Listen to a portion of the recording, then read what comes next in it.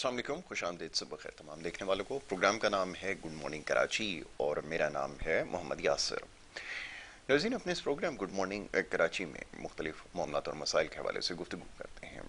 समाजी नौइयत के मामलात और मसाइल हों, मौशी मसाइल हों या सियासी मामलात और मसाइल हों, हमारी कोशिश हमेशा से रहती है कि अवामी नौइयत के मामलात पर ज़्यादा प्रोग्राम्स में गुफ्तगू की जाए। साथ ही आपके सेहत के हवाले से मामलात और मसाइल प्रोग्राम में ज़ेर बहस आते हैं। प्रोग्राम का फॉर्मेट कुछ हमने ऐसा तरतीब दिया है कि प्रोग्राम का जो दूसरा हिस्सा होता है, पहले हिस्से में हम बात करते हैं समाजी नौइयत के मामलात और मसाइल पर या हालात हाज़रा के ऊपर, मुल्क इस वक्त जो जारी सियासी सूरत हाल है उस हवाले से, और दूसरा हिस्सा जो मख्तस हमने किया है वो आपकी सेहत के हवाले से मामलात और मसाइल पर बात करने के लिए किया गया। तो बहरहाल ये सिलसिला आज भी जारी रहेगा। इस वक्त जो मुल्क की मौशी सूरत हाल है, हर शख्स यकीनन फ़िक्रमंद है कि ये जितने भी मामलात और मसाइल हैं आखिर ये कब हल होंगे, और तासुर ये दिया जा रहा है, और पहले भी यही होता रहा माजी में भी, कि आम इंतखाबात को इन तमाम मसाइल का हल बताया गया, और उसका नतीजा क्या निकला वो आपके सामने। चाहे कितनी भी हुकूमतें आती और जाती रहीं, आवाम की मुश्किलात में इजाफा होता चला गया, और शायद ऐसा महसूस होता है कि पाकिस्तान में जितनी भी हुकूमतें आईं या आने वाली हैं, किसी के पास भी इन मौशी मामलात और मसाइल का हल नहीं है, और उसमें सारे ही नाकाम हुए, वो चाहे तब्दीली के नाम पर हुए या रोटी कपड़ा मकान के नाम पे हुए या और किसी नारे पे। तो बहरहाल अब ये जितनी भी सियासी जमातें हैं उनके लिए अब ये थोड़ा सा काम मुश्किल हो चला है। गो कि लोगों की जो सोच है उसमें कोई ख़ास फ़र्क नहीं आया है। वही जो सियासी जमातें हैं या उनके जो आम रहनुमा हैं आवाम को बेवकूफ़ बना रहे हैं मुख्तलिफ नारों के ज़रिए, और लोग बनने के लिए भी मुकम्मल तौर पर तैयार हैं। और उसकी वजह क्या है? उसकी वजह ये है क्योंकि शऊर और आगाही नहीं है। दावेदार तो सभी हैं, आप जिस शख्स से भी पूछेंगे सियासत के ऊपर तज्ज़िया और तबसरा कर रहा होगा, हर शख्स अपने अंदाज में तबसरा कर रहा है, गो के उसकी सियासत के बारे में कोई नॉलेज हो या ना हो, इल्म रखता हो, मामलात को समझता हो, ताहम तबसरा करना बहरहाल ज़रूरी है। और जितने भी हमारी लोगों से मुलाकात होती है, हर शख्स पाकिस्तान में दिलचस्पी रखता है तबसरे करने में, चाहे कोई भी मामला हो, कोई भी मौजू हो। बहुत कम ही ऐसे मौक़े मैसर आए हैं जिसमें देखने को मिला हो कि कोई शख्स जो है वो इनकारी हो कि मैं इस मामले या मौजू के ऊपर गिरफ्त नहीं रखता, इसलिए मैं इसके ऊपर बात नहीं कर सकता। आप जिस जगह भी चले जाएं, ख़ानदान के आप जितने भी फंक्शंस हैं उसमें जाकर देख लीजिए, हर शख्स मुकम्मल तौर पर जो है वो अबूर रखता है हर मामले पर, चाहे वो मईशत के हवाले से मामलात हों, खेलों के हवाले से हों, मुल्की सियासत के हवाले से, वो तमाम मामलात उसके मुताबिक जानता भी है, और उससे ज़्यादा शायद बेहतर कोई भी नहीं जानता। जहाँ पर ऐसी सोच हो माशरे में, वहाँ पर फिर इसी तरह के हुक्मरान आपको मिलते हैं जो जमातें बदल बदल के आपके सामने हर दौर में आ रही हैं। बड़ी तकलीफ दह बात है, यकीनन तकलीफ दह बात है। किया क्या जा सकता है, ये सबसे ज़्यादा ज़रूरी है। तो सुन लीजिए कि इसके लिए जहन को खुला रखने की ज़रूरत है, मुतालिया ज़रूरी है, तारीख़ के ऊपर नज़र रखनी ज़रूरी है, और वो भी सही तारीख़। याद रखिए, ये जो यूट्यूब प्रोग्राम्स के ज़रिए देख के तारीख़ को समझने की कोशिश की जा रही है, अच्छी कोशिश है, बहरहाल उसमें चंद एक लोग होंगे यकीन जो तारीख़ के सही हवाले देते होंगे, लेकिन उससे बेहतर ही है कि उसका ख़ुद मुताला करके, तहकीक करके उसके बाद फिर कोई बात की जाए, ज़्यादा बेहतर है। और थोड़ी सी हुज्जत तमाम करने की ज़रूरत है, पढ़ने की ज़रूरत है, ताकि आप बेहतर तौर पर अंदाज़ा लगा सकें कि क्या कुछ होता रहा। हर शख्स अपने मुताबिक और अपने नज़रिए से नताइज को अखज़ करने की कोशिश करता है। तारीख़ की किताबें वही हैं। मैं अक्सर देख रहा हूँ आजकल बड़ी ख़तरनाक सूरत हाल है, बहुत सारे मसाइल तो वैसे ही दरपेश हैं, लेकिन उसमें भी जो सबसे बड़ा मसला बन चुका है और आगे जाके मज़ीद संगीन हो जाएगा मामला, वो सोशल मीडिया का है। اور اس پر بھی اس وقت جو سوڈو انٹلیکچوئلس ہیں ان کا قبضہ نظر آ رہا ہے، اور اس کی وجہ یہ ہے کہ اس کے اوپر کوئی چیک اینڈ بیلنسز نہیں ہے۔ اس لیے ہر شخص دینیات ہو، سیاسیات ہو، معاشیات ہو یا کوئی بھی موضوع ہو، اس کے اوپر تبصرے کر رہا ہے، اور بہت سارے تو ایسے چینلز ہیں جو عوام میں بے حد مقبول بھی ہیں، اور میں حیران ہوتا ہوں کہ اس کے اوپر جتنے بھی جو حقیقت کی باتیں کرتے ہیں، سچائی کی باتیں کرتے ہیں، دور دور تک حقیقت سے کوئی تعلق نہیں ہوتا، اور جتنی بھی باتیں بتائی جاتی ہیں میں حیران ہوتا ہوں کہ بغیر کسی تحقیق کے اور کون شخص یہ کر رہا ہے باتیں، لوگ یہ بھی گوارا نہیں کرتے کہ جاننے کی کوشش کریں کہ یہ اس کے پیچھے اس کے کیا مقاصد ہیں۔ بہرحال، اور اسی کو بنیاد بنا کر میں دیکھتا ہوں اکثر واٹس ایپ گروپس کے اندر بھی لوگ ایک دوسرے سے باتیں کر رہے ہوتے ہیں، اپنی رائے کا اظہار کر رہے ہوتے ہیں اور مباحثے ہو رہے ہوتے ہیں۔ تو بہرحال خدا رہا ان تمام چیزوں سے گریز کیجیے، بہتر یہ ہے کہ مطالعہ شروع کریں، تاریخ کے بارے میں پڑھنا شروع کریں، محض یوٹیوب اور گوگل کے اوپر سرچ کر کے ان تمام چیزوں کو آپ نہیں دیکھ سکتے۔ گزشتہ روز ایک پروگرام، بڑا زبردست پروگرام اٹینڈ کرنے کا موقع ملا، اینٹی نارکوٹکس فورس کے جو لوگ ہیں، بڑا زبردست پروگرام انہوں نے ارینج کروایا، اور اس سے پہلے بھی ایک دن اتفاق ہوا کہ انہوں نے اپنے دفتر میں مدعو کیا اور بڑی اچھی بریفنگ دی۔ تو بڑی حیران کن چیزیں سامنے آئی ہیں۔ ایک تو یہ جو نشے کے بڑھتے ہوئے رجحانات ہیں، اس کے حوالے سے بہت زیادہ متحرک ہیں، تو خود جا کر جب دیکھا تمام چیزوں کا جاننے کی کوشش کی، تو زیادہ بہتر طور پر پتہ چلا کہ کس کس طرح سے نشہ فروخت ہو رہا ہے تعلیمی اداروں میں، دیگر جگہوں پر، کیسے اس سے بچا جا سکتا ہے، بچوں کو اپنے کیسے محفوظ رکھا جا سکتا ہے۔ بہت اچھی ورکشاپ جو ہے وہ ہوئی، اور کل تو ایک بڑا بھرپور پروگرام بھی اس حوالے سے کیا گیا۔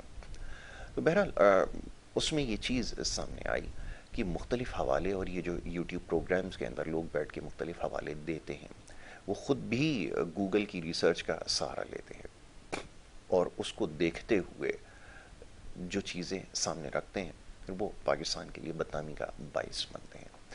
تو اس چیز کا بہت خیال رکھیں، یہ ان تمام یوٹیوبر حضرات کے لیے بھی ہے جو اس طرح کی نالج جو ہے وہ فلوٹ کرتے ہیں، اور ذریعہ ان کا گوگل ہی ہوتا ہے، یعنی کہ وہیں سے وہ تمام چیزیں ریسرچ کر کے مختلف آرٹیکلز، جو ان کو یہ نہیں معلوم ہوتا کہ لکھنے والا کون ہے، اور ان آرٹیکلز کا سہارا لے کر پھر ایک پورا پروگرام جو ہے اس کے اوپر کر دیا جاتا ہے۔ اس چیز سے اجتناب کریں، تھوڑی سی تحقیق کیجیے، کتابوں کا مطالعہ کیجیے، تو زیادہ بہتر طور پر آپ کا کنٹینٹ تیار ہو سکے گا۔ دوسری چیز یہ کہ سوشل میڈیا کا جو استعمال جو اس وقت سب سے زیادہ جو تباہی پھیلا رہا ہے، ایک کا تو میں نے ابھی دو کا تذکرہ یہاں پہ کر دیا ہے، ایک اور کا تذکرہ میں ضرور کرنا چاہوں گا، اور وہ یہ جو فوڈ ولاگرز ہیں، یہ بھی بڑا خطرناک اور مہلک کام کر رہے ہیں۔ جو سستے اور غیر معیاری کھانوں کی جو تشہیر جس طرح سے کر رہے ہیں محض اپنے چینل کو پروموٹ کرنے کے لیے، میں اس سے پہلے بھی یہ بات مختصراً عرض کر چکا ہوں، اس کے اوپر میں چاہتا ہی ہوں کہ آنے والے دنوں میں تفصیل سے پروگرام کیا جائے، اس سے آپ کو کیسے بچانا ہے۔ جو غیر معیاری کھانوں کی جس طرح میں دیکھتا ہوں کہ یہ ٹک ٹاک پر اور یوٹیوب کے اوپر تشہیر کرتے ہیں، میں ضرور آگے نام بھی لوں گا تاکہ آپ لوگوں کو بتا سکوں کہ ان لوگوں سے آپ نے بچنا ہے۔ گلی گلی جگہ جگہ جا کر کھانچوں پر اور یہ چھوٹے چھوٹے پتھاروں کے اوپر جو فوڈ مل رہا ہے، جس کا ان کو خود نہیں معلوم کہ یہ کس طرح تیار کیا جاتا ہے، اس کو پروموٹ کرنے کے لیے بہت زیادہ کام کر رہے ہیں۔ محض میں نے آپ کو بتایا صرف اپنی چینل کی مشہوری کے لیے، اس کی تشہیر کے لیے، اپنی لائکس کو، اپنے ویوز کو بڑھانے کے لیے یہ ساری کوششیں ہو رہی ہیں، لیکن اس سے نقصان ایک عام آدمی کا ہو رہا ہے۔ اس سے بچنے کی ضرورت ہے، آنکھیں اپنی کھلی رکھیے۔ بڑی سخت بات آگے کروں گا میں، بہت سارے لوگ اس سے ضرور برا مانیں گے، اور ماننا چاہیے، کیونکہ لوگوں کی صحت کا معاملہ ہے۔ جتنا نقصان ان فوڈ بلاگرز نے پہنچایا ہے یا پہنچا رہے ہیں، اس کے اوپر باقاعدہ قانونی کارروائی کے لیے میں تیار ہوں بالکل، اور میں تمام اداروں سے انشاءاللہ بہت جلد ان کو لکھنے والا ہوں کہ اس طرح کے چینلز کو اور اس طرح کے اکاؤنٹس کو فی الفور بلاک کیا جائے۔ بہرحال گفتگو کا سلسلے کو جاری رکھیں گے۔ معزز مہمان ہمارے ساتھ ٹیلی فون لائن پر موجود ہیں، ڈاکٹر محمد شہباز، بہترین تجزیہ کار ہیں اور ایجوکیشنسٹ بھی ہیں۔ پچھلے پروگرام میں آپ کی اچیومنٹ کے حوالے سے بڑی کھل کر گفتگو ہوئی ہے، ڈاکٹر صاحب سے بہت ساری چیزیں سیکھنے کا موقع ملتا ہے۔ اس وقت ٹیلی فون لائن پر غالباً ہمارے ساتھ موجود ہیں، میں اس چیز کو پہلے یقینی بناتا ہوں۔ ڈاکٹر صاحب، آپ میری آواز سن رہے ہیں؟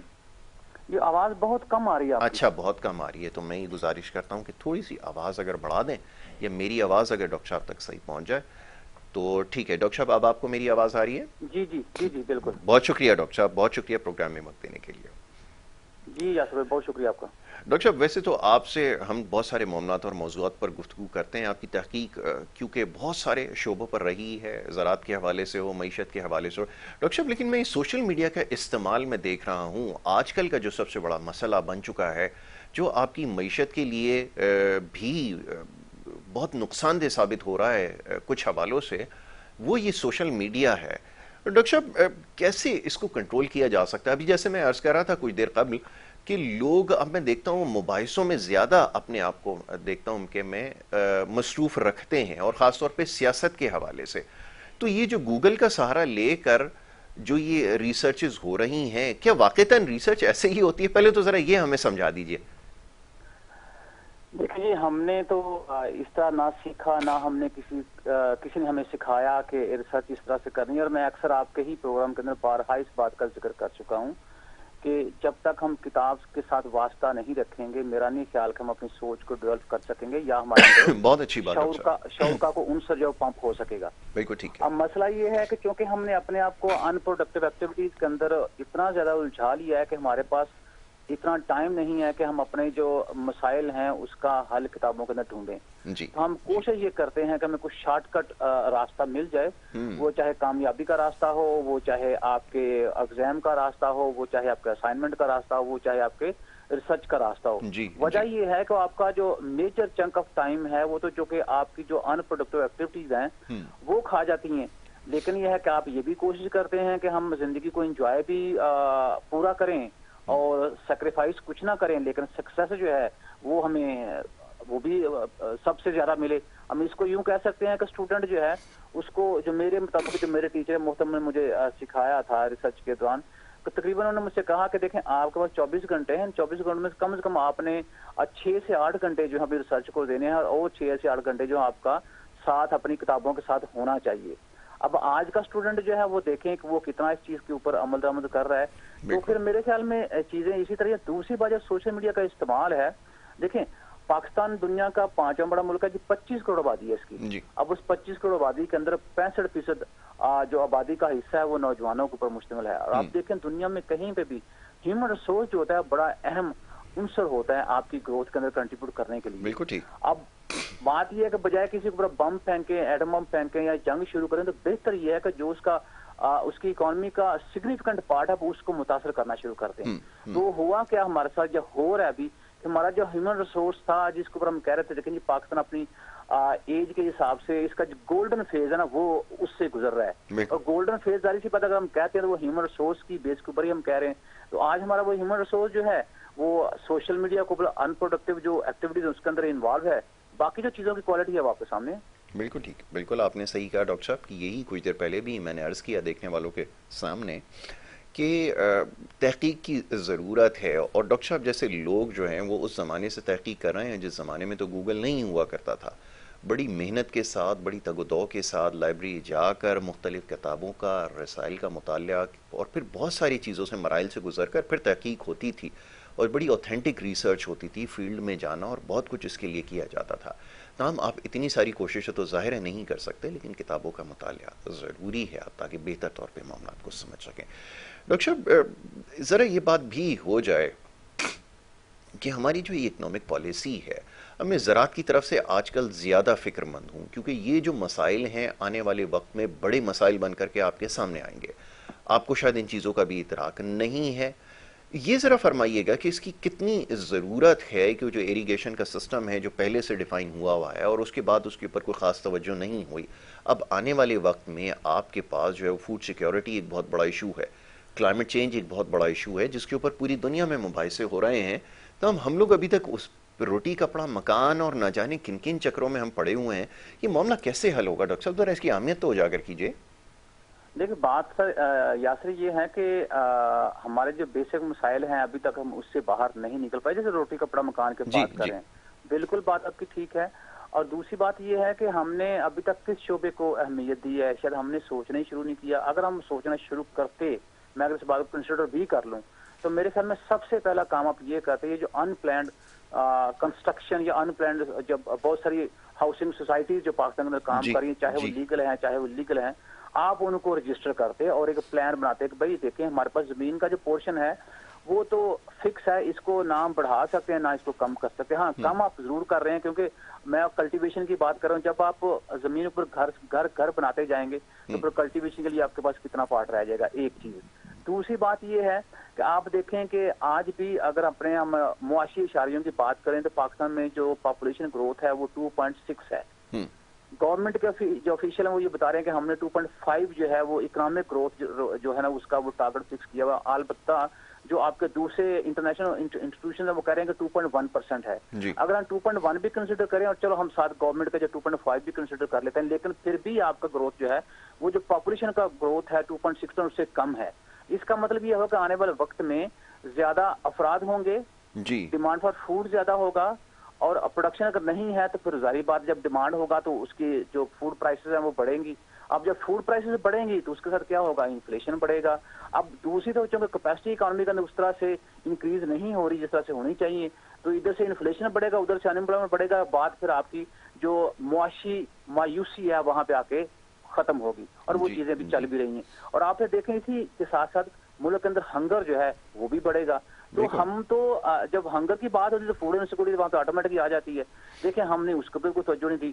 جہاں تک کلائمیٹک چینجز کی بات کر رہے ہیں، ہمیں اگر ادراک ہوتا کہ جنگلات جو ہیں ان کی اہمیت کیا ہے، تو جب سے پاکستان بنا پاکستان اس وقت 22.5% کے حصے کے اوپر جو جنگلات تھے جس کو ہم نے کاٹ کے 5.4% پہ لے کے آ گئے ہیں. اب ہم دنیا کے ساتھ یہ کہیں کہ آپ اپنے وعدے پورے کریں، جو آپ نے $100 بلین کا وعدہ کیا تھا کہ ہم پاکستان کو دیں گے اور پاکستان ماحولیاتی جو اس کے چیلنجز ہیں اس سے نپٹے گا. سوال یہ ہے کہ ہم نے خود جو ہے اپنے حساب سے ہم نے کتنے اقدامات کیے ہیں. کیا ہم شجرکاری کی مہم جو ہے اس کو جو پہلے جس طرح اس کو ہم لانچ کرتے تھے، اس کے ایڈورٹیزمنٹ کرتے تھے، سلیبس کا حصہ ہوتا تھا، وہاں بتایا جاتا تھا کہ آج واقعی ہم اس کے اوپر فوکس کیے ہوئے ہیں. اسی طرح جیسے بال صفائی کی باتیں ہوتی، نہروں کی صفائی کی باتیں ہوتی، کہ کیا آج بھی ہم اس کے اوپر اسی طرح چل رہے ہیں تاکہ آنے والے وقت میں ایک اور بڑا جو چیلنج میں دیکھ رہا ہوں واٹر اویلیبلٹی جو ہے وہ بہت بڑا چیلنج ہوگا. لیکن اس کے باوجود میں یہ کہتا ہوں کہ $300 بلین کی واٹر اکانومی ہے پاکستان کی، ہم کم از کم اسی کو اچھے طریقے سے استعمال کر لیں. اسی طرح $300 بلین کا ایگریکلچر سیکٹر کے اندر پوٹینشیل موجود ہے. بات جو ہو رہی ہے وہ یہ ہو رہی ہے کہ ہم کتنا اپنے مفاد کو ڈیلے کرتے ہیں اور قومی مفاد کو ترجیح دیتے ہیں. لیکن ہمارے ہاں چیزیں الٹ ہو رہی ہیں. جو بھی آپ کا ڈیسیژن ہوتا ہے جہاں پہ بیٹھ کے وہاں آپ کا اپنا مفاد وہ آگے ہوتا ہے، قومی مفاد آپ کا پیچھے ہوتا ہے. بالکل ایسا ہی ہے. اچھا ڈاکٹر صاحب، ایک اور بڑا ایشو جو ہمیں اوور دی ایئرز رہا ہے وہ یہ کہ ہم اپنا ایکسپینڈیچر کنٹرول نہیں کر پا رہے. اور میں اس کو کیا لفظ اس کے لیے استعمال کروں، میں اس کو نالائقی سمجھوں کہ جب آپ یہ چیز دیکھ رہے ہیں کہ آپ کے اخراجات آپ کی آمدنی سے زیادہ ہو چکے ہیں تو آپ کو یقیناً اس کے لیے پھر کچھ کرنے کی ضرورت ہے. لیکن ہمارے یہاں جس طرح کی گیمکس دیے جاتے ہیں، جیسے آپ کو یاد ہوگا ایک پچھلی حکومت آئی، اس میں وزیر اعظم جو منتخب ہوئے یا پتہ نہیں کیسے ہوئے، تو انہوں نے آ کر گاڑیاں بیچنا شروع کر دیں اور پتہ نہیں کیا کیا کام شروع کر دیے. کیا واقعتاً اس سے معاملات حل ہو سکتے ہیں؟ یہ جو سنسیئر ایفرٹ ہے یہ کون کرے گا؟ کیونکہ یہاں پہ تو جو لیبر پارٹی ہے، دیگر جو جماعتیں ہیں جنہوں نے اس سے پہلے حکومت میں رہیں، انہوں نے کسی نے بھی اپنا ایکسپینڈیچر کنٹرول کرنے کی کوشش نہیں کی. یہ ممکن کیسے ہوگا؟ یہ تو ذرا فرمائیے. میرے خیال میں چیف جسٹس آف پاکستان قاضی فاضل عیسیٰ صاحب نے پیچھے دنوں جو ایک اسٹیپ لیا ہے کہ جو پنجاب میں خاص کر ان کے لیے جو گاڑیاں بڑی لگژریس گاڑیاں رکھی گئی تھی ان کا اس کو بیچیں اور یہ پیسے حکومت پاکستان کو یا ملک کو کسی کار خیر کے کاموں میں لگایا جائے. تو دیکھیں شروعات تو ہو چکی. سوال یہ پیدا ہوتا ہے کہ ہم اس طرح کی جو اچھی ایگزامپلز ہیں اس کو فالو کتنا کرتے ہیں. میں پیچھے دنوں میں نام ڈسکلوز نہیں کروں، ہمارے پریزیڈنٹ صاحب تھے، میں پیچھے بیٹھا ہوا تھا بیجنگ میں، تو میری ایک جاپنیز جو پاکستان کے جاپنیز ایمبیسڈر ہیں، پاکستان کے جو سفیر ہیں جو جاپان میں کام کر رہے، تو ان سے بھی ڈسکشن ہو رہی تھی. تو وہ مجھے کہتے ہیں کہ ہمارے پریزیڈنٹ صاحب 4 دن یہاں پہ آ کے بیٹھے رہے، 2 دن ان کے لیے ہمارے پاس کوئی ایجنڈا نہیں تھا. تیسرے دن جا کے جاپان کے جو بادشاہ تھے ان کے ساتھ ان کی ملاقات رکھی گئی. اب آپ دیکھیں کہ یہ پریزیڈنٹ پرائم منسٹر لیول کے جو لوگ ہوتے ہیں ان کا ایک ایک سیکنڈ جو ہوتا ہے اس کے ساتھ ملک کا مستقبل جڑا ہوتا ہے. تو انہوں نے جو فیصلے یا ٹائم کا یوٹیلائز کرنا ہوتا ہے وہ بالکل فیوچر جو ہے 20-20 سالہ پالیسی جو ہے اس کو دیکھ کے کرنا ہوتا ہے. تو جب ہمارے پریزیڈنٹ صاحب یا ہمارے پرائم منسٹر صاحب اس طرح باہر جا کے 2 دن فارغ بیٹھے رہیں, تو آپ دیکھیں کہ ان کے لیے ملکی ترجیحات جو ہیں اس کی اہمیت کیا ہے. یا ہمارے پرائم منسٹر صاحب جب چائنا جاتے ہیں تو وہاں بجائے اس کے کہ ہم کوئی ایسا کام کریں بیجنگ یا بیجنگ گورنمنٹ کے ساتھ جسے ملکی مفاد جو ہے اس کو ملحوظ خاطر رکھا جائے, لیکن ہم وہ سارا کچھ اپلائی تک رکھ کے ہم کیا کرتے ہیں کہ ہم دیواریں چین کے اوپر جا کے وزٹ کرتے ہیں, وہاں جا کے تصویر بنا کے اس کو ہم سوشل میڈیا کے اوپر اپلوڈ کر دیتے ہیں. تو دیکھیں معاملات اور سوچ کی جو سینسٹیوٹی ہے اس کا اندازہ آپ یہاں سے بھی لگا سکتے ہیں. باقی تو جو چیزیں دیکھیں میں تو اب اکثر یہ بات کرتا ہوں کہ جس دن میری قوم نے یہ سوچنا شروع کر دیا کہ ہم نے ترقی کرنی ہے تو چینج میرے خیال میں اصل جو ہوگا وہ وہاں سے شروع ہوگا. بالکل ٹھیک ہے, بالکل آپ نے صحیح کہا کہ یہ لوگوں کو بیٹھ کر سوچنا ہے کہ ہم نے کام کیسے کرنا ہے. لیکن اب یہ ہمارے لیے بہت سارے مسائل ہیں, نہ ہمارے پاس سیوک سینس ہے, نہ ایجوکیشن ہے, نہ کسی قسم کی تربیت ہو رہی ہے. گھروں سے بھی ہم کیا سیکھ رہے ہیں وہ تو ہمیں معاشرے میں ہر جگہ نظر آ رہا ہے. تو یہ تو ہمارے لیے بہت بڑا ایک مشکل کام بن چکا ہے. پہلے تربیت سازی پہ کام کریں, کردار سازی کے اوپر کام کریں, لوگوں میں شعور آئے, تعلیم ان کے پاس ہو, اس کے بعد وہ ان تمام چیزوں کے بارے میں, اور یقیناً یہ جو بنیادی مسائل ہے جب اس سے نکلیں گے تب ہی یہ تمام چیزوں کے بارے میں سوچ پائیں گے. ہم ایک چیز ہے ڈاکٹر صاحب جس کو ابھی ہمارے ہاں تو لوگوں کو اس کے بعد خیال آئے گا اور شاید بعد میں بھی خیال نہ آئے, یہ جو موسمیاتی تبدیلیاں رونما ہو رہی ہیں, کلائمیٹ چینج کی وجہ سے جو نقصانات پوری دنیا میں ہو رہے ہیں, یہ اس کے اوپر بڑی سنجیدگی سے سوچ رہے ہیں. اور اس میں بھی جو سب سے زیادہ خطرناک بات یہ ہے کہ ہمارے ہاں صورتحال جیسے پچھلے سیلاب میں ہوئی ہے, ابھی بھی ہم خطرے کے زون میں موجود ہیں. اس کے اوپر ہم ابھی تک کچھ نہیں سوچ پا رہے. یہ ابھی تک کسی بھی سیاسی جماعت کے ایجنڈے میں یہ بات سامنے نہیں آئی کہ وہ جو موسمیاتی تبدیلیوں کی وجہ سے جو نقصانات آنے والے وقت میں ہو سکتے ہیں اس سے کیسے بچا جائے گا, اور اس کے لیے پلاننگ کیا کی گئی ہے. یہ تو شاید کسی کے منشور میں ابھی تک بات کی ہی نہیں گئی. اس کے بارے میں کیا کہیں گے ڈاکٹر صاحب؟ دیکھیں میں بھی لاہور میں گاؤں سے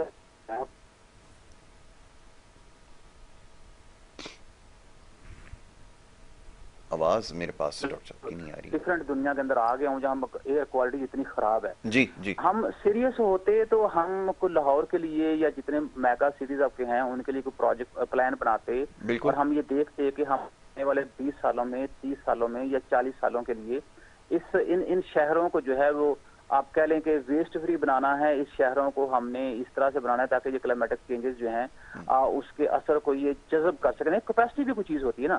آپ آ جائیں 2010 یا 2005 میں آپ چائنا آ جائیں, بیجنگ دیکھیں, وہاں اس شہر میں ماسک لازمی کر دیا گیا تھا, اتنا زیادہ وہاں پہ ایئر پولوشن تھا. لیکن آج آپ اسی بیجنگ میں دیکھیں تو آپ کو وہ آسمان جو اس کو گرے نظر آتا تھا آج وہی آسمان جو ہے آپ کو بلو نظر آتا ہے. ٹھیک ہے, اور اسی طرح صورتحال جو ہے میرے خیال میں دنیا سے سبق سیکھ کے ہمیں چیزوں کو چینج کرنا چاہیے. اور اس کے بعد آپ دیکھیں آپ 1996 سے لوڈ شیڈنگ جو ہے وہ فیس کرتے آ رہے ہیں. آپ پاکستان کی یونیورسٹی دیکھیں, کہیں کوئی انرجی ریسرچ سینٹر ہو, کہیں کوئی انرجی کے اوپر ریسرچ ہو رہی ہو. آپ کلائمیٹک چینجز سے متاثر ہونے والا دنیا کا بڑا اور پہلا ملک ہیں. اس کے باوجود ہم نے ہماری کوئی یونیورسٹی کے اندر کوئی کلائمیٹک چینجز کے اوپر کوئی ریسرچ ہو رہی ہو, کوئی اس طرح کی ایکٹیویٹیز ہو رہی ہوں جس سے ہم یہ سمجھیں کہ واقعی قوم جو ہے یا قوم کے لوگوں نے سوچنا شروع کر دیا کہ ہم لوڈ شیڈنگ سے بھی نپٹیں گے, ہم کلائمیٹک چینجز جو ہیں ان کے جو اثرات ہیں اس سے بھی ہم نپٹیں گے. تو نان سیریسنیس جو آپ کی وہ تو آپ کی یہیں سے نظر آ رہی ہے. باقی تو جو چیزیں آپ کر رہے ہوں تو ڈاکومنٹیشن میں ہیں. کبھی آپ 2000 کو انوائرمنٹ کا سال منا لیتے ہیں, کبھی آپ 2015 کو کلائمیٹک چینجز کا جو سال ہے وہ منا لیتے ہیں. تو اس طرح سے کرنے سے یا سیمینار کرنے سے کچھ نہیں ہوگا جب تک آپ عملی اقدامات نہیں کریں گے. بالکل بالکل ڈاکٹر صاحب, یہ آپ نے بالکل ٹھیک کہا کہ ہماری کنسٹیٹیوشن میں یہ چیز نہیں ہے. اچھا, اب سمجھنا یہ ہے ڈاکٹر صاحب کہ آنے والے وقت میں کیا ہونے جا رہا ہے. اور یہ جیسے میں نے ابھی ابتدائیہ میں اس کا تذکرہ کیا کہ عام انتخابات کو یہ سمجھا جاتا ہے کہ اس سے تمام مسائل حل ہو سکتے ہیں, لیکن یہاں اتنی کنفیوژن پائی جاتی ہے وہ اس لحاظ سے کہ آپ دیکھیں کہ ابھی کون سا نظام حکومت رائج ہونا چاہیے ابھی تک یہ چیزیں نہیں طے ہو پا رہی. ابھی 18ویں آئینی ترمیم کے حوالے سے ایک بحث جاری ہے, اور اس طرح دیگر معاملات ہیں. یہ معاملات حل کیسے ہوں گے اگر یہ جو بڑی بیسک چیزیں اگر اس کے اوپر ابھی تک کام نہیں ہو سکا, یعنی کہ اگر ابھی تک اگر سمت کا تعین نہیں ہو سکا ہے تو کیسے پھر معاملات کو حل کریں گے؟ وہ تو بہت آگے کی بات ہے. آپ کیا سمجھتے ہیں ڈاکٹر صاحب؟ میں چاہوں گا ذرا اس پہ بھی اپنی رائے دیجیے. دیکھیے بات یہ ہے کہ اس میں یاسر بھائی آپ کو اپنے حصے کا کام کرنا ہوگا, مجھے میرے حصے کا کام کرنا ہوگا, جو عام آدمی ہے اس کو اس کے حصے کا کام کرنا ہوگا, جو بندہ یونین کونسل میں بیٹھا اس کو اس کے حصے کا کام کرنا چاہیے, جو بندہ ڈسٹرکٹ ڈویژنل پروونس لیول پہ یا فیڈرل لیول بیٹھا ہوا ہے, ان ساروں کو جب تک ہم اپنے حصے کا کام نہیں کریں گے, میرا نہیں خیال کہ تبدیلی جو ہے اس کے بارے میں ہم کچھ دیکھ سکیں. تو بیسکلی بات یہ ہو رہی ہے کہ ہم یہ تو ایکسپیکٹ کرتے ہیں کہ جی پاکستان ہمیں فری ہاؤسنگ بھی دے, پاکستان میں فری علاج معالجہ بھی دے, پاکستان میں فری ایجوکیشن بھی دے. اب میں دوسرے لوگوں کے کھڑا ہو کے یہ بات اگر پوچھوں کہ ٹھیک ہے پاکستان سے تو آپ سب کچھ مانگ رہے ہیں, آپ پاکستان کو دے کیا رہے ہیں؟ ہم پاکستان کو کرپشن دے رہے ہیں, ہم پاکستان کو جو کلائمیٹک چینجز جو ہیں ان کے جو برے اثرات ہیں وہ دے رہے ہیں, ہم پاکستان کو ریولیوشن دے رہے ہیں, ہم پاکستان کو ٹیررزم دے رہے ہیں, ہم پاکستان کو کوئی بھی کمپریہنسو سوچ جو وہ نہیں دے رہے. تو قصور تو دیکھیں اس میں یا پھر میرا ہے, آپ کا, یا عام آدمی کا, یا جو بندہ جہاں جس پوزیشن کو بیٹھا ہو جو کام نہیں کر رہا for the betterment of the nation. تو اب دیکھیں شعور تو اب جیسے سوشل میڈیا ہے, اب لوگوں کی ایکسیس جو ٹیکنالوجی کے تھرو بہت زیادہ ہو گئی ہے, شعور تو ہے. یہ تو میں وہ بڑا کسی کا ایک اچھے بندے نے کال لکھا ہوا تھا کہ پہلے ہم غلام تھے انگریزوں کے, تو وہ ہمیں لوٹ کے کھا رہے تھے, اب ہم کیا کریں کہ خود لوٹ کے پیسہ جو وہ گوروں کو دے رہے ہیں, جیسے آپ پیسہ باہر ٹرانسفر کر دیتے ہیں. تو ہمیں جو وہ انسیکیورٹی کا وہ ایشو ہے, مجھے نہیں پتا کہ وہ ہر انسان کے ذہن میں یہ بات کیوں نہیں آتی کہ دیکھیں آپ 100 سال بھی جیئیں گے, 200 سال بھی جیئیں گے, آپ 300 سال بھی جیئیں گے, آخر آپ نے مرنا ہے.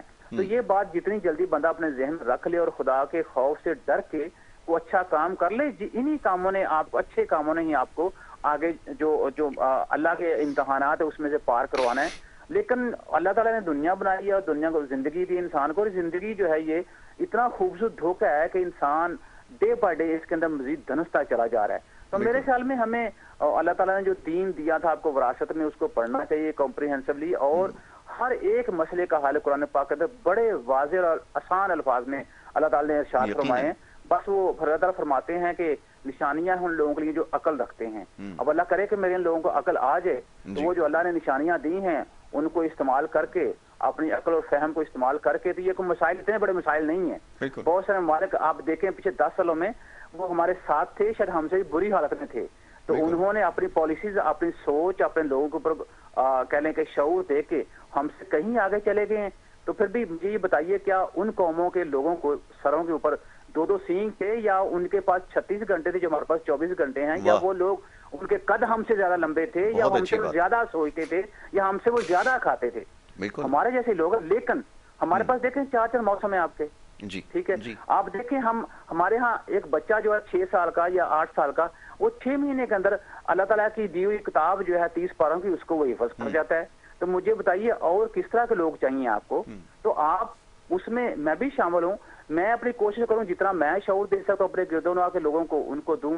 آپ کی کوشش یہ ہونی چاہیے کہ آپ اپنے گرد و نواح کے لوگوں کو جتنا شعور دے سکتے ہیں وہ دیں. اور جو ہمارے پرائم منسٹر یا پریزیڈنٹ بیٹھے ہوئے ہیں ان کے اوپر تو میرے خیال میں لازم و ملزوم ہے یہ چیز کہ وہ 24 گھنٹے کچھ نہ کچھ اس طرح کریں کہ جس سے ان کی قوم ان کے اعمال کو دیکھ کے سبق سیکھے.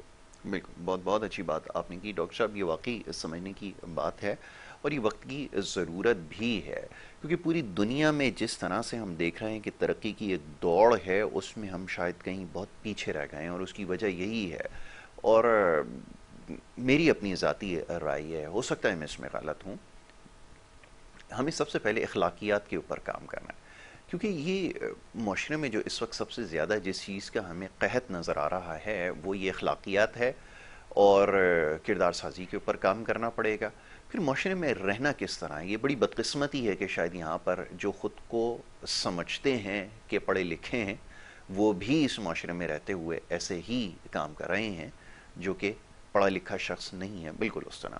تو یہ سب سے پہلے ضروری ہے کہ کیا جائے. ڈاکٹر صاحب یہ جو لیڈر ہوتے ہیں نا, ہمارے یہاں تو ہر شخص اپنے آپ کو لیڈر کہتا ہے, لیکن یہ جو لیڈر ہوتے ہیں یہ بڑے کام کے لوگ ہوتے ہیں. پوری دنیا میں اس کی بڑی ساری مثالیں موجود ہیں. تاہم یہاں پر جو کچھ ہو رہا ہے, یہاں تو لیڈر صرف وہ ہے جو اس کو ووٹ پکڑنے آتے ہیں. تو یہ ذرا بتائیے گا کہ یہ بغیر لیڈر کے کیسے ہوگا, لیڈرشپ کی کیا امپورٹنس ہے؟ میں چاہوں گا ذرا مختصراً اس کے بارے میں بتائیے.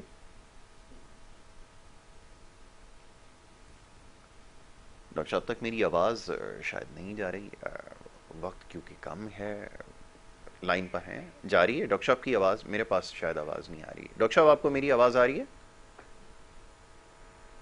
نہیں، لائن جو ہے وہ ڈسکنیکٹ ہو گئی ہے. چلیں پھر ڈاکٹر صاحب سے جو ہے وہ رابطہ کریں گے. وقت کیونکہ اب میرے پاس محدود ہے اور سیگمنٹ جو ہے وہ تقریباً اپنے اختتام کے اوپر ہے. تو بات ہو رہی تھی، ڈاکٹر صاحب نے ابھی کچھ دیر پہلے بڑی اچھی گفتگو کی ہے، وہ یہ کہ جناب یہ لیڈرشپ جو ہے یہ بڑا اہم رول پلے کرتی ہے. غالباً دوبارہ ہماری لائن جو اچھا چلیں لائن کنیکٹ ہو گئی ہے. ڈاکٹر صاحب کو دوبارہ سے ویلکم کرتا ہوں. ڈاکٹر صاحب آپ کو میری آواز آ رہی ہے؟ ڈاکٹر صاحب کین یو ہیئر می؟ نہیں، میری آواز جو ہے وہ شاید وہاں تک نہیں جا رہی. تو بات ہو رہی تھی ابھی ڈاکٹر صاحب سے کچھ دیر پہلے انہی معاملات اور موضوعات کے اوپر. یہ جناب بڑی جو رسپانسبلٹی ہے یہ اس کا کام ہے. جو رہنے والے ہیں کسی بھی معاشرے میں، لوگ جیسا بھی جب جاپان کی مثال دی گئی یا چائنا کی مثال دیتے ہیں، لوگوں نے اس میں بڑا اہم کردار ادا کیا اور یہ ان لوگوں کی کوششوں کا نتیجہ ہے کہ آج ہم دیکھتے ہیں. میں ایک ڈاکیومنٹری چائنا کے حوالے سے کچھ دن پہلے دیکھنے کا اتفاق ہوا. ایک برج انہوں نے تعمیر کیا. پاکستان تو کیا پوری دنیا کے اندر کوئی بھی ملک شاید ایسا نہیں ہے کہ اتنا بڑا برج جو ہے وہ تعمیر کر سکے. یعنی تعمیرات کے شعبے میں بھی ترقی ہو چکی ہے کہ وہ 7ویں آسمان پر ہیں. ایک شہر سے دوسرے شہر کو ملانے کے لیے اور پھر سمندروں کی گزرگاہوں کے اوپر پل بنانا ایک بہت ہی مشکل اور پیچیدہ کام ہے، لیکن اس شاندار طریقے سے انہوں نے اس کو انجام دیا ہے کہ وہ دیکھنے سے تعلق رکھتا ہے. اور ایسی لاتعداد مثالیں موجود ہیں جو اپنی شہر کی ڈیولپمنٹ کے لیے انہوں نے کام کیے ہیں. اور آپ دوسری طرف ذرا اپنی طرف نظر گھما کر دیکھ لیجئے، جیسا بھی ڈاکٹر صاحب نے کچھ دیر پہلے تذکرہ کیا کہ بڑی افسوس کے ساتھ کہنا یہ پڑتا ہے کہ کوئی کلائمیٹ چینج کے حوالے سے پلاننگ نہیں ہے. لاہور شہر کے اندر یا کراچی شہر کے اندر اس وقت آلودگی دنیا کے سب سے زیادہ جو ایئر کوالٹی انڈیکس ہے شو کر رہا ہے کہ ان 2 شہروں میں اس وقت پائی جاتی ہے. اس کی بہتری کے لیے کیا کیا؟ کیا کسی حکومت کے پاس کوئی پلان تھا؟ ماضی میں آپ نے سنا کسی حکومت سے کہ کسی نے اس حوالے سے کچھ کیا ہو، کوئی ان کی پلاننگ میں کوئی چیز شامل ہو؟ ایسا کچھ بھی نظر نہیں آیا کیونکہ ترجیحات میں یہ چیز شامل نہیں ہے. ڈاکٹر صاحب سے رابطہ جو ہے وہ دوبارہ ہو چکا ہے بحال. ڈاکٹر صاحب کو ایک دفعہ پھر خوش آمدید کہتا ہوں. ڈاکٹر صاحب آپ کو میری آواز آ رہی ہے؟ جی بالکل بالکل. ڈاکٹر صاحب میں تھوڑی سی بات کرنا چاہ رہا تھا، ویسے تو بہت سارے معاملات اور موضوعات ہیں. مختصر وقت میں چاہوں گا ذرا لیڈرشپ کے حوالے سے بات ہو. یہ جو ہمارے ہاں کی جس قسم کی لیڈرشپ پائی جاتی ہے وہ تو ووٹ پکڑنے میں مہارت کتنی رکھتے ہیں اس اعتبار سے لیڈر کہلاتے ہیں. تاہم لیڈر جو ہے وہ کچھ اور ہیں جن کی مثالیں ہمارے سامنے ہیں. شی جن پنگ کی بات کریں آپ، نیلسن منڈیلا کی بات کریں، اور بہت سارے لوگ ہیں ہمارے پاس. یہ قائد اعظم محمد علی جناح، خیر اس طرح کے لوگ تو ہمیں میسر نہیں اب، تاہم یہ بڑی مثالیں ہمارے سامنے ہیں. تو اس کے بارے میں آپ کیا کہیں گے؟ اس کا کردار کیا ہے؟ اس کی اہمیت کتنی ہے؟ اور خاص طور پہ ہماری جیسی سوسائٹیز کے اندر فرمائیے. جی دیکھیں بات یہ ہے یاسر، جیسے پہلے میں بات کر رہا تھا کہ ہمارے ہاں لیڈر کو لے ڈر جو ہے بنا دیا ہے کہ اس کا مطلب میرے خیال میں تو یہی بنتا ہے. جی تو باہر جو ہے لیڈر کا مطلب لیڈ کرنا ہے، یا اس کو کہہ لیں کہ وہ قوم کا جو مستقبل ہے، قوم کے جو ٹارگٹس ہوتے ہیں، قوم کے جو مقاصد ہوتے ہیں ان کو پورا کرنے میں اپنی وہ تگودو کرتا ہے. اور آپ دیکھیں قوموں نے کتنی جلدی، یہی چائنا جس کی بات کر رہے تھے، انہوں نے 25 سال کا پروگرام بنایا تھا. 25 سال اکنامک پروگرام انہوں نے بنایا تھا، اس کے اثرات انہوں کو 18 میں ملنا شروع ہو گئے تھے. اور یہ وہی چائنا جس نے 25، ہماری تو ٹوٹل آبادی 25 کروڑ ہے، جی چائنا نے 25 کروڑ لوگوں کو پاورٹی سے باہر نکالا ہے. جی لوگوں کے انکم لیول جو ہے اس نے رائز کیا. ملک کے اندر سے انفلیشن جو ہے اس کو بڑا کنٹرول رکھا ہے. ملک کے اندر آپ دیکھیں انمپلائمنٹ بڑا کنٹرول ہے. پھر آپ دیکھیں پوری دنیا جو کووڈ سے اس وقت مطلب کہ وہ سسکیاں لے رہی تھی، تو چائنا نے اس وقت بھی گرو کیا تھا.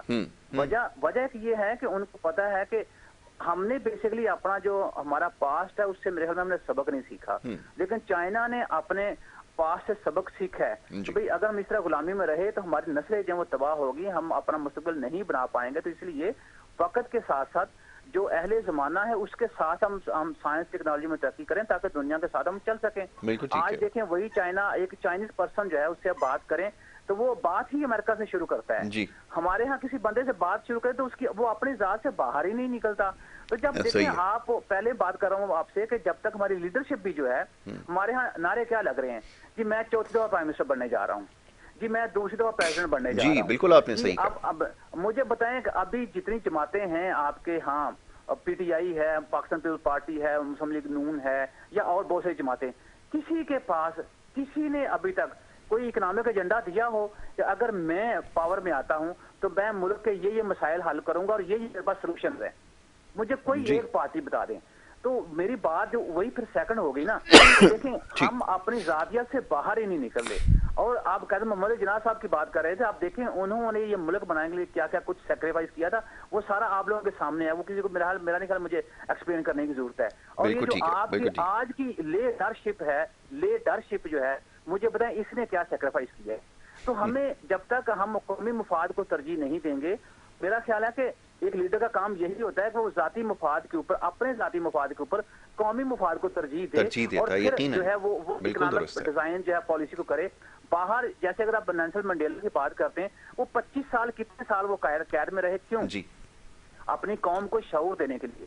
اور جب وہ آئے, جب ان کا ٹینیور ختم ہوا تو انہوں نے خود ریزائن دیا کہ میں آگے اپنی ٹینیور شپ جو ہے اس کو میں آگے نہیں بڑھاؤں گا. ہمارے یہاں ایکسٹینشن بھی چاہیے ہوتی ہیں, وہ چاہے بیوروکریٹ ہو, وہ کوئی بھی ہو, تو ہمیں ایکسٹینشن بھی چاہیے ہوتی ہے, ہمیں 3-4 دفعہ پرائم منسٹر بننا ہوتا ہے. بالکل ٹھیک ہے ڈاکٹر صاحب, میں آپ کا بڑا شکر گزار ہوں. وقت میرے پاس کیونکہ بالکل ختم ہو گیا. گفتگو تو ایسی ہے, دل کرتا ہے کہ آپ سے بات کرتے جائیں, لیکن انشاءاللہ نیکسٹ ٹائم جب موقع ملے گا تو ضرور آپ کو شامل گفتگو کریں گے, زحمت دیں گے, اور پھر بہت ساری چیزیں انشاءاللہ آپ سے سیکھنے کا موقع ملے گا. میں بڑا شکر گزار ہوں ڈاکٹر محمد شہباز کا, جو ہمارے ساتھ ٹیلی فون لائن پر موجود تھے. یہاں وقت ہو رہا ہے ایک بریک کا. بریک کے بعد دوسرے سیگمنٹ کی طرف بڑھنا ہوگا. آپ دیکھتے رہیے پروگرام گڈ مارننگ کراچی.